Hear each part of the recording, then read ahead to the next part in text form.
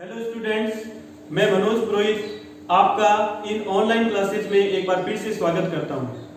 आज हम अपने इस टॉपिक को पैसिव वॉइस को आगे बढ़ाने से पहले यदि आपने अभी तक इस चैनल को सब्सक्राइब नहीं किया है तो प्लीज आप इस चैनल को सब्सक्राइब कीजिए ताकि इस चैनल पर आने वाले सभी अपडेट्स आपको मिल सके। आज हम पैसिव वॉइस को आगे बढ़ाएंगे और अभी तक आपने जो पढ़ा है किसी भी एक्टिव को पैसिव में बदलना, जिसमें जितने भी सिंपल सेंटेंस और इंटरोगेटिव सेंटेंस है उनको पैसिव में कैसे बदला जाता है, इसके बारे में हम बात कर चुके हैं पिछले वीडियोस में। आज हम इस वीडियो में कुछ स्पेशल सेंटेंस लेने वाले हैं, कुछ विशेष कंडीशन लेने वाले हैं कि ऐसे जो एक्टिव होते हैं उनकी पैसिव कैसे बनाई जाती है, जिसमें से एक है गोइंग टू वाले सेंटेंस। एक इंग्लिश में ऐसे वाक्य होते हैं जिसमें गोइंग टू लिखा हुआ होता है, जिसमें गोइंग टू कभी भी मेन वर्ब के रूप में नहीं होता है बल्कि गोइंग टू के बाद मेन वर्ब की फर्स्ट फॉर्म लिखी हुई होती है। तो ऐसे वाक्यों को पैसिव में कैसे बदला जाता है, ये समझने से पहले मैं एक बार आपको बताना चाहता हूं कि किस प्रकार से हम किसी भी सेंटेंस में सब्जेक्ट, वर्ब और ऑब्जेक्ट को पहचानते हैं। आप देखेंगे जब भी कोई सेंटेंस जो हिंदी में लिखा हुआ होता है उसके सबसे अंत में वर्ब लिखी हुई होती है और वर्ब को जब हम हु का क्वेश्चन पूछते हैं तो जवाब आता है सब्जेक्ट, और इसी प्रकार वर्ब को जब हम व्हाट या whom का क्वेश्चन पूछते हैं तो उसका जवाब हमेशा ऑब्जेक्ट आता है। पिछले वीडियो में बाय मिस्टेक यहाँ whom की जगह whose लिख दिया गया था, तो अब आप इसे ध्यान से देखेंगे, इसे whom पढ़ना है। तो वर्ब को व्हाट या whom पूछने पर जवाब आता है ऑब्जेक्ट। ये सब्जेक्ट, वर्ब और ऑब्जेक्ट का आपस में कोऑर्डिनेशन होता है जिसे हमें समझना अति आवश्यक है ताकि हम किसी भी सेंटेंस को आराम से ऑब्जेक्ट और सब्जेक्ट का परिवर्तन कर सकें। अब हम आते हैं अपने आज के इस टॉपिक पर, गोइंग टू वाले सेंटेंस को पैसिव में कैसे बदला जाता है। तो देखिए, जब आप ऐसे वाक्य की एक्टिव वॉइस देखेंगे तो उसमें is are am plus going to plus verb की फर्स्ट फॉर्म, ऐसा एक स्ट्रक्चर लिखा हुआ होता है और इसमें गो कभी भी मेन वर्ब के रूप में नहीं होता है, मेन वर्ब गोइंग टू के बाद लिखी हुई होती है। इसी प्रकार से was verb plus going to plus main verb की फर्स्ट फॉर्म, ये स्ट्रक्चर आपको एक्टिव वॉइस में मिलेगा। जब आप इसे पैसिव में बदलेंगे तो वापिस आपको उसी is are and going to के साथ बी जोड़ देना है, यानी इनको पैसिव में बदलने के लिए साथ में क्या जोड़ देते हैं, बी जोड़ देते हैं और मेन वर्ब की थर्ड फॉर्म का प्रयोग करते हैं जिससे इनकी पैसिव बन जाती है। कुछ एग्जांपल से हम इनको समझते हैं कि किस प्रकार से होता है। जैसे एक एक्टिव सेंटेंस हमने देखा,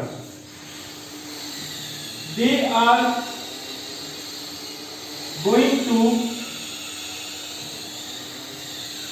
cell this house. They are going to sell this house, ये एक एक्टिव वॉइस है, हमें इसकी पैसिव बनानी है। तो इसका जो ऑब्जेक्ट है वो आगे आ जाएगा। कौन सा ऑब्जेक्ट है इसका, दिस हाउस। तो सबसे पहले वाक्य की शुरुआत करेंगे दिस हाउस। अब इसमें आर गोइंग टू ये दे के साथ है, लेकिन अब ये दिस हाउस से स्टार्ट हो रहा है जो सिंगुलर है, इसलिए यहां पर हो जाएगा is going to. This house is going to be sold by them, ये इसका पैसिव वॉइस बन गया। This house is going to be sold by them, यानी एक्टिव वॉइस में यदि is are am plus going to या was verb plus going to दिया हुआ हो तो उसे पैसिव में बदलने के लिए फिर से हम is are am going to ही लिखेंगे, लेकिन साथ में क्या लग जाएगा, बी लग जाएगा और मेन वर्ब की जो फर्स्ट फॉर्म है किसमें चेंज हो जाएगी, थर्ड फॉर्म में चेंज हो जाएगी, क्योंकि शुरुआत में आपको बता दिया था पैसिव में हमेशा मेन वर्ब की थर्ड फॉर्म ही आती है। एक और एग्जांपल देखते हैं हम इसका, जिससे और ज्यादा क्लियर होगा। फॉर एग्जाम्पल, एक सेंटेंस हमने लिखा, he was going to arrange a party. He was going to arrange a party. अब इसकी हमें पैसिव बनानी है, तो पैसिव किस प्रकार से बनेगी, पैसिव की शुरुआत हमेशा ऑब्जेक्ट से की जाती है और इसकी पैसिव बन जाएगी a party was going to be, verb की third form arranged by, he क्या बन जाएगा पीछे आकर, हिम बन जाएगा। तो इस प्रकार से गोइंग टू वाले सेंटेंस की पैसिव बनाई जाती है। उसमें आप is are am plus going to के साथ बी लगाएंगे और ये ध्यान रखेंगे कि यहाँ पर गो मेन वर्ब नहीं है, ये हेल्पिंग वर्ब है पूरा, और मेन वर्ब हमेशा गोइंग टू के बाद हमेशा फर्स्ट फॉर्म में लिखी हुई होगी, और जब आप उसे पैसिव में बदलेंगे तो मेन वर्ब की थर्ड फॉर्म में उसको कन्वर्ट कर देंगे। तो इस प्रकार से गोइंग टू वाले सेंटेंस की पैसिव बनाई जाती है। इसके बाद आप देखेंगे डबल ऑब्जेक्ट्स वाले वाक्य को पैसिव में कैसे कन्वर्ट किया जाता है। कुछ ऐसे सेंटेंस होते हैं जिनमें डबल ऑब्जेक्ट होता है, हम कैसे पहचानते हैं कि डबल ऑब्जेक्ट है या नहीं है। देखिए एक एग्जांपल से आपको ये समझ में आएगा। For example, he gives me a pen, he gives me a pen, ये एक सेंटेंस है। यदि आप देखेंगे कि वर्ब के जस्ट बाद ये इसका सब्जेक्ट, ये वर्ब और ये इसका ऑब्जेक्ट, ऑब्जेक्ट के बाद यदि कोई नाउन सेंटेंस में है तो वो उसका दूसरा ऑब्जेक्ट कहलाता है, और इस प्रकार के वाक्य डबल ऑब्जेक्ट वाले सेंटेंस कहलाते हैं।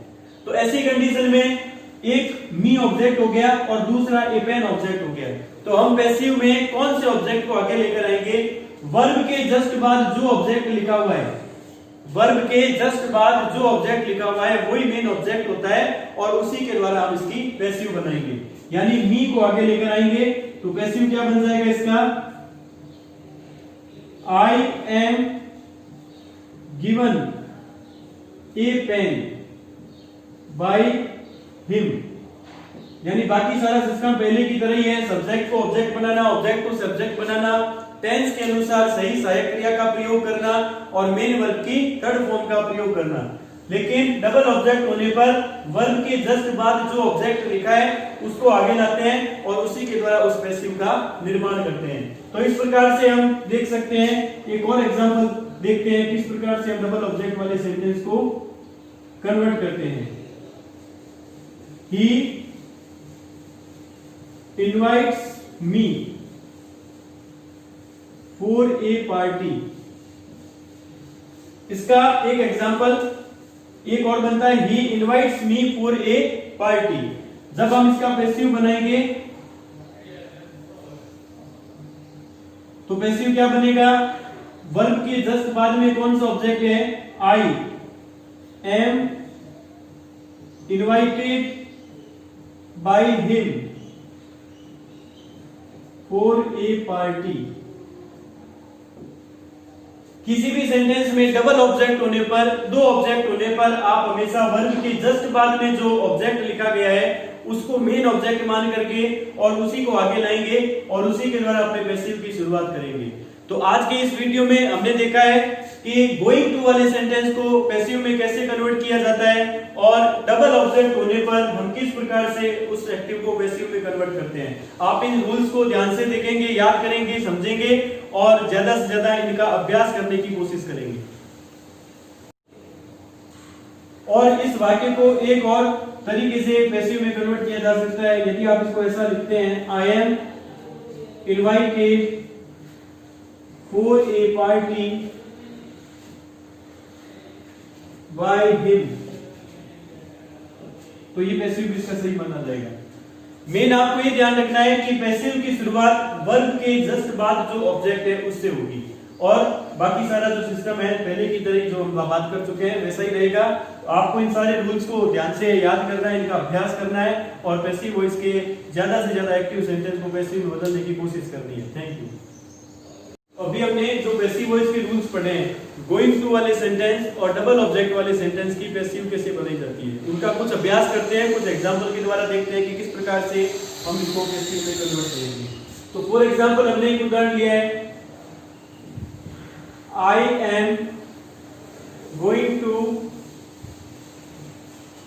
Challenge you, I am going to challenge you.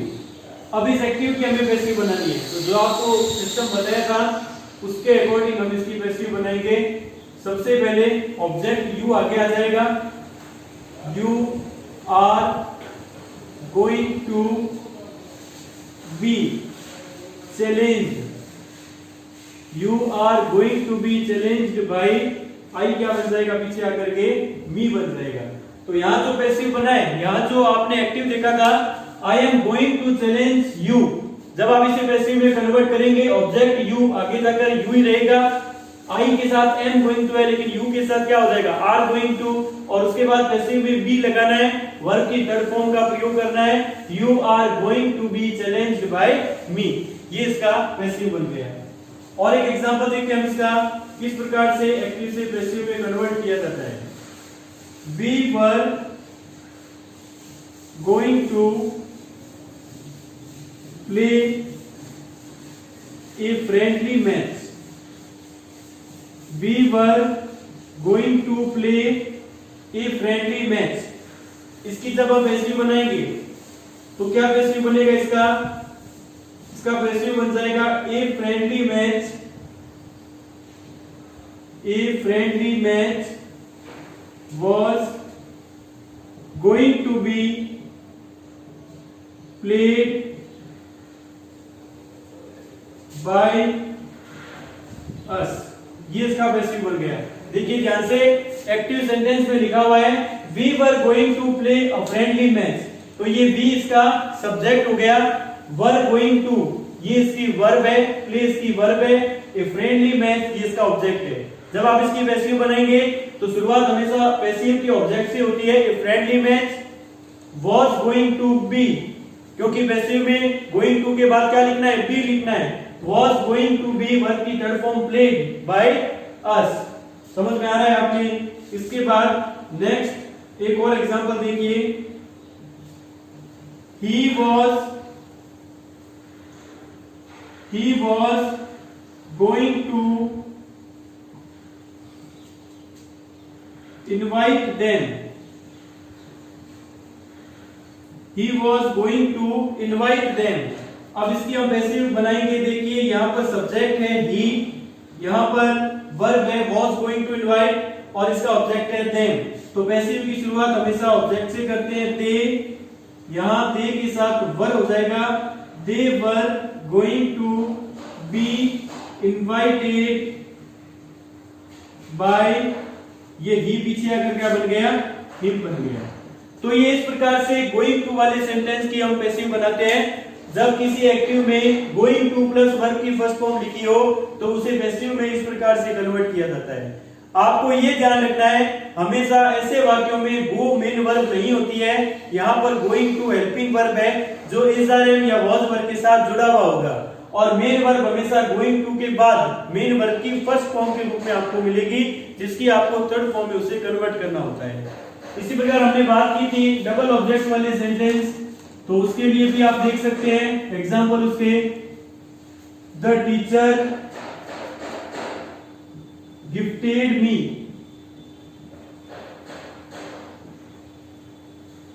To pens. The teacher gifted me two pens. इसमें आप देखेंगे ये वर्ब है गिफ्टेड, इसके बाद ये ऑब्जेक्ट मी, और इसके बाद फिर से नाउन लिखी हुई है, तो ये क्या हो गया, ऑब्जेक्ट टू हो गया। इसमें दो ऑब्जेक्ट हैं, एक मी और दूसरा टू पेन्स।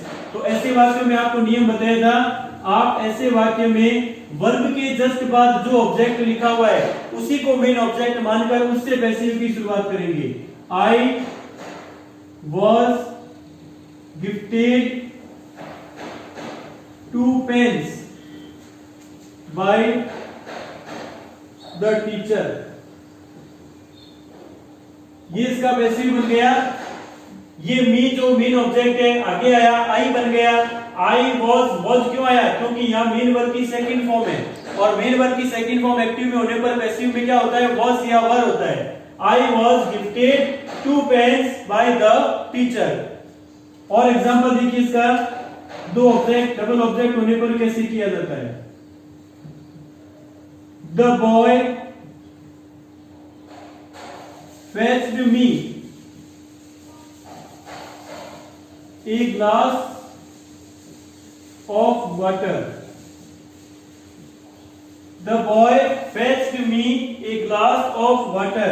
मेन वर्ब के बाद क्या लिखा हुआ है, मी, ये इसका ऑब्जेक्ट वन, और ये एक ग्लास ऑफ वाटर नाउन है, ये हो गया इसका ऑब्जेक्ट टू। तो पैसिव बनाने के लिए मेन ऑब्जेक्ट किसको माना जाएगा, मी को माना जाएगा, और उसी के अकॉर्डिंग पैसिव बनेगा। आगे लिखेंगे आई के साथ was fetched a glass of water by the boy. तो यहां पर जो वाक्य का सब्जेक्ट है द बॉय, ये एक नाउन है, इसमें इसे आप जब पीछे लेकर जाएंगे तो इसमें कोई परिवर्तन नहीं होगा, द बॉय ही लिखा जाएगा। The boy subject, fetch the main verb की सेकंड फॉर्म, मी इसका object 1, a glass of water object 2। तो हम ऐसे वाक्यों में, डबल ऑब्जेक्ट वाले वाक्यों में हमेशा मेन ऑब्जेक्ट को, पहले ऑब्जेक्ट को जो वर्ब की जस्ट बाद लिखा होता है उसी को मेन ऑब्जेक्ट मानते हैं। तो इस मी को आगे लेकर आए, आई हेल्पिंग वर्ब वाज आएगा क्योंकि सेकंड फॉर्म है, I was fetched a glass of water by the boy. तो इस प्रकार से आप इन सभी सेंटेंस का जिसमें डबल ऑब्जेक्ट होते हैं या is are am going to लिखा हो, वाज पर गोइंग टू लिखा हो, इनको पैसिव में कन्वर्ट कर सकते हैं। सभी नियमों को ध्यान से याद करें और ज्यादा से ज्यादा सेंटेंस का अभ्यास करें। Thank you.